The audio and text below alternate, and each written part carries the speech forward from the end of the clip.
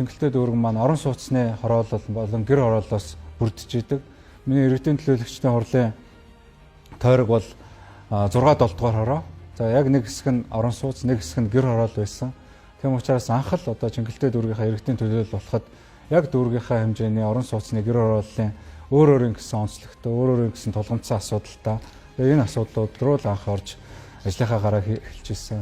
За ингээд Чингэлтэй дүүргийн орон сууцны асуудал бол одоо маш тодорхой байдаг. Энээ бол одоо тогтчлтын асуудал, орон сууцны дахин төлөвлөлтийн асуудал байдаг. Нэг хэсэг нь нэлээд хуучирч муудсан орон сууцнууд, шинээр орон сууцнууд их баригдаж байгаа. Гэр хороолт бол үндсэндээ иргэдийн одоо аж амьдрах энэ таатай орчины одоо тулгымцсан асуудал байдаг. Өөрөөр хэлбэл иргэд тухайн хашаа ороондоо дэд бүтц холбогдож таатай, аятаа тухтай амьдрах, ажиллах нөхцөлийг бүрдүүлэх, мөн түншлэн үүний зэрэгцээгээр одоо орон сууцжуулах, хотжуулах энэ асуудал бол тулгымцсан асуудал байдаг.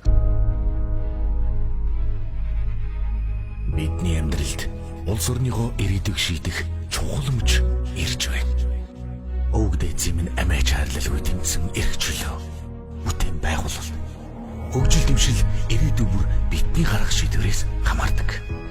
Бидний хамтдаа зогсож дуу хоолойгоо нэгтгэн хамгаалж тэмцээр ирсэн тэр бүхнээ дэмжин тавьж мянгараа улс орон даяар хорон цугласан байна. Галын элчинд хичээлээ хийж гэрэл ирээдүйг мөрөөдөж суугаа хүүд боломжийг нээж өгөхийн төлөө танил тал хөрөнгө мөнгөтэй биш боловсралтай чадвартай ажилтай болдог шудраг нийгэм байгуулахын төлөө албан тушаалын гэмт хэрэгээс ангид хээл хахуулгүй шудраг төртэй болохын төлөө байгалийн баялаг нь иргэдэд хүрдээмжтэй хинээс ч хараад ус уналтгүй тогтвортой хүчтэй эдийн засагтай болохын төлөө үндэснийхээ өдөрлөг тэтгэж эрдэмтэн мэрэгдэг дээдэлж шинжлэх ухааны ололт амжилтыг мэдрүүлж ард иргэдийн амьдрал ахуйг эрхэмсэн чадварлаг засгийн газар байгуулахын төлөө бидний ирээдүй болсон өсвөрийн хойч үе маань Монгол хүн гэдгээрээ бахархан хэлж чадах ирээдүйн төлөө шин техник технологи цахим орчин хэмэл оюун ухаан энэ бүхэн эрдэнэ хэрэгцээ болж эхэлсэн өнөө үед улс орны жолоог залуу ихэндээ уламжлан атгуулахыг хүсэж байна.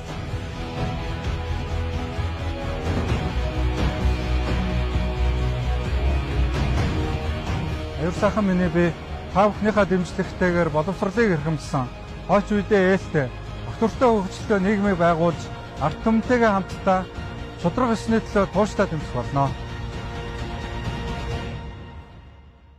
Чингэлтэй дүүрэг бол маш онцлогтой. Нийслэл Улаанбаатар хотынхоо төв цэгээс 2 км-ийн зайтай хэрнээ өнөөдөр тэнд үндсэн хуулиа иргэд маань эдэлж чадахгүй тэр хууль зөрчигдөд байсан шалтгаан юу юм гэхээр агаар хөрсний бохирдол 1 номерын асуудал байсан.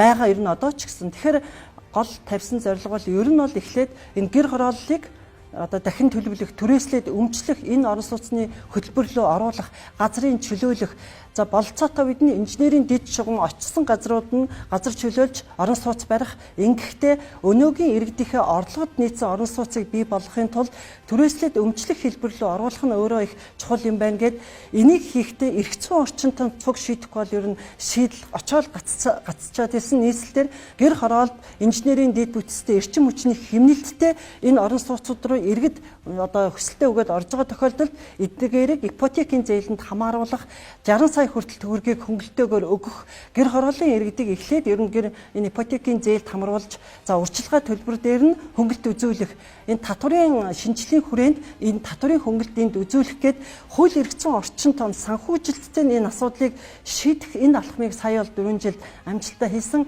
Энийн үр дүн жишээлбэл би Чингэлтэй дүүргийнхээ яг анх сонгогдсон 7-аас 11-р хороон дээр жишээлбэл сервис центр гэдгийг анх удаа улсын хэмжээнд бол 7-р хороондоо бий болгоод 200 айл өнөөдөр гэрт хашаанда амны орон сууцнд одоо яндангуй нөхөн жорлонгоо байшинд амьдрахаас илүү тоглог бараг амьдарч байна. А энэ төсөл маань манай дүүрэг нийслэл хамтраад бүтээсэн бид одоо Чингэлтэй дүүргээс сонгогдсон бүх гишүүд маань энд маш идэвхтэй оролцсон.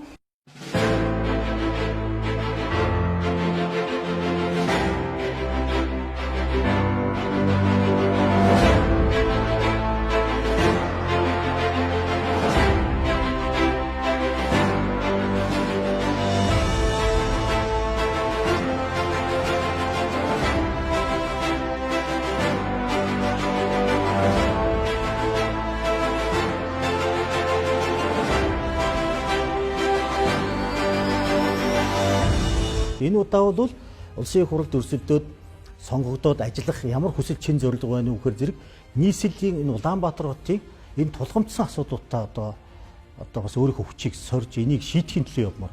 Тухайлх юм бол манай Чингэлтэй дүүрэг дээр ардын нам бол ер нь орчныхоо сайн сайхан байдал, эрүүл ахуйн асуудал дээр анхаарч байна. Ялангуяа наадсах нь энэ модон жордлонгийн асуудыг био жордлон болгож цэгцлэх асуудал. Энэ жордлонгийн бүхэл бүтэн том төсөл энэ Чингэлтэй дүүрэгт хэрэгжих нь. За мөн энийг дагалдуулаад эко орчин, ер нь хүний ахуй цэвэр сайхан байх юм бол хүний сэтгэл санаа өөдрөг байж амьдрал тэмүүлэл хүртэл аз жаргалтай болдог.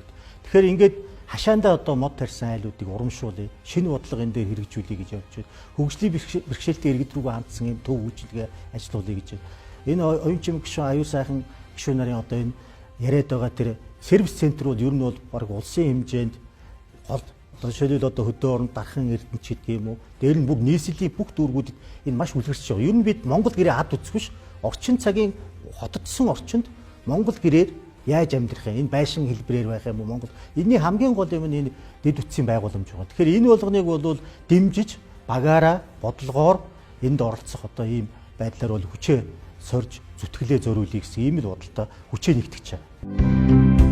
Одоо үндсэн хуулийн нэмэлт өөрчлөлтийг цаашид амьлуулж, биелүүлж, хэрэгжүүлж ажиллах ёстой. Энэ ажилд жамын орлогын Сүхбаатар гишүүн маш хэрэгтэй байна. Шийдвэр гаргах төвшөнд орж ажиллах хүнийг олоод ир гэвэл би жамын орлогын Сүхбаатарыг хэлнэ. Сүхбаатарын хувьд хэлэхэд сайн зуулын хийж ийсэн, сайн зүйлийг авч явж ийсэн хүмүүсийг бас авч үлдэх хэрэгтэй. Багаараа бодлогоор хүчээ сорж зүтгэлээ зориулъя гэсэн ийм л бодолтой хүчээ нэгтгэж байгаа.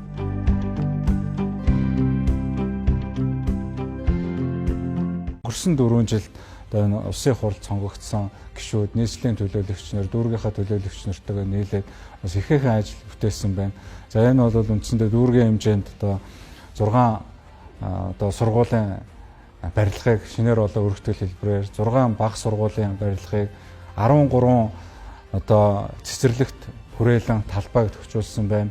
24 одоо хүүхдийн цэцэрлэгийг шинээр болон өргөтгөл хэлбэрээр байгуулсан байна.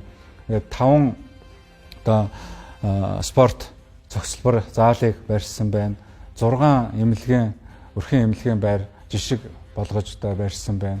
Гэр хорооллыг ч гэсэн муу ялгаагүй агаар орчны бохирдлоос хамгаалсан иргэдийг хүсэх юм бол одоо тухайн оршин сууж байгаа хашаа ороондоо дэд бүтцэд холбогдож ажиллаж амьдрах хүсэх юм бол орон сууцндаа тэндээ орохын нөхцөлийг бүрдүүлэхээр бид нар үе шаттайгаар ажиллаж байгаа. Айл бүрт боломжоор бэлэн мөнгөөр байраа авч чадаж байгаа хэсэг байхад хэдэн жилээр нь хуримтлуулах хэмнэх шаардлагатай ч бий. Тэгвэл нийслэлийн иргэдэд бүгдд нь тоглог байртай болох боломжийг тэгш олохоор зарж байна.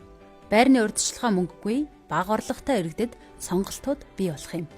Энэ хугацаанд орон сууцны бодлогоо бид эрчимтэй хийж хэрэгжүүлэх ажил эхэлсэн. Гэхдээ шинэ хэлбэрээр сар болгон түрээсээ төлөөд өөрсдийнхөө хэмжээнд 50 м квадрат бол дунджаар сардаа 500-аас 600 мянган төгрөг төлнө. 6 жилийн дараа өмчлөлөө өөр дээрээ шилжүүлж авна. Ямар нэгэн урьдчилгаа төлбөргүйгээр сар болгон төлөх төлбөрийн хэмжээнээс шалтгаалаад ямар нэгэн дарамтгүйгээр орон сууцнд хамрагдах юм шинэ одоо боломжийг бүрдүүлж ирсэн.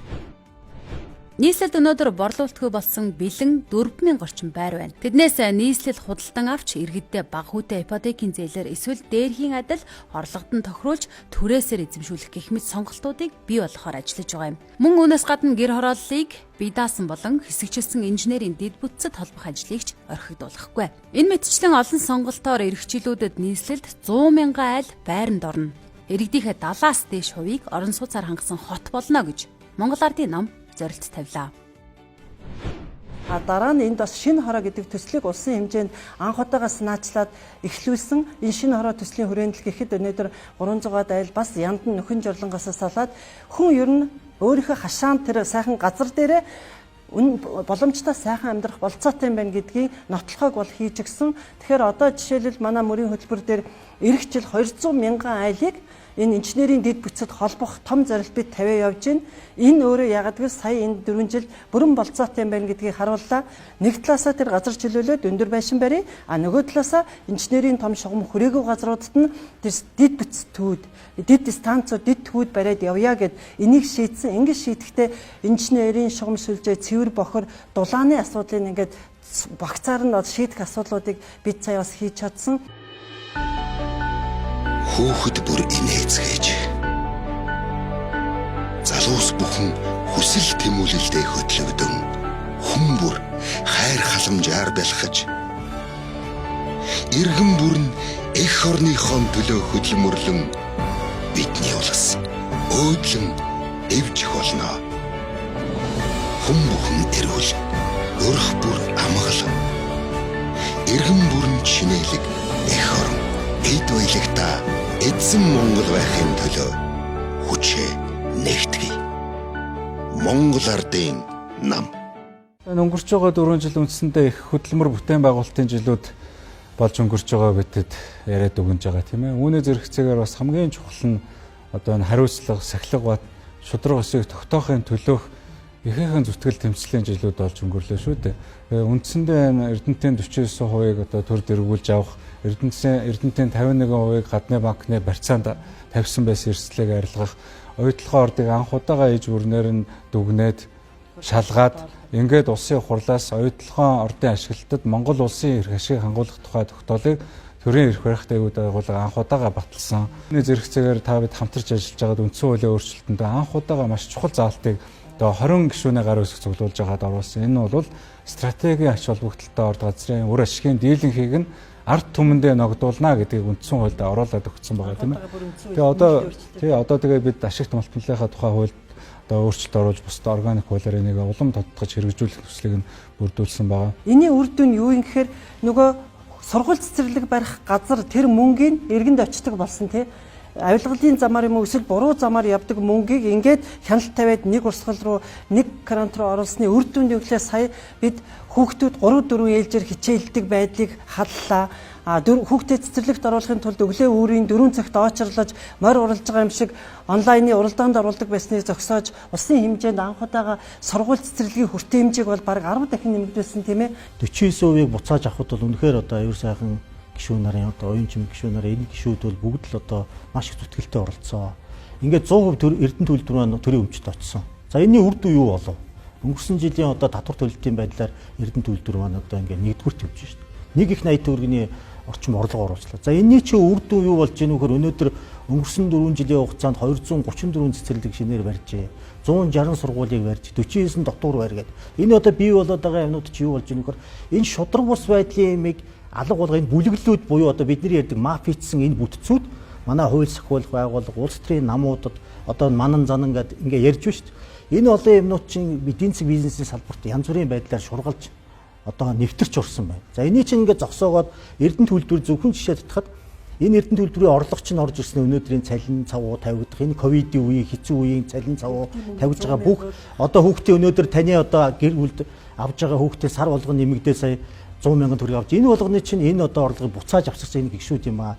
Хууль сахиулахын байгууллагууд дээр үүрлсэн одоо асуудлууд дээр шудраг усын дээр хонгил гэж ярьж байна. Энэ болгон нураах ажлууд бол энэ 20-24 оны одоо хугацаанд хэрэгжүүлэх манай намын мөрийн хөтөлбөр дотор бол бүрэн утгаараа суусан байгаа. Одоо хүмүүсийн гол хүсэж байгаа юм шудраг байх юм бол хүмүүс ядуурл гэдгийг бол арилгаж болно гэж үзэж байна.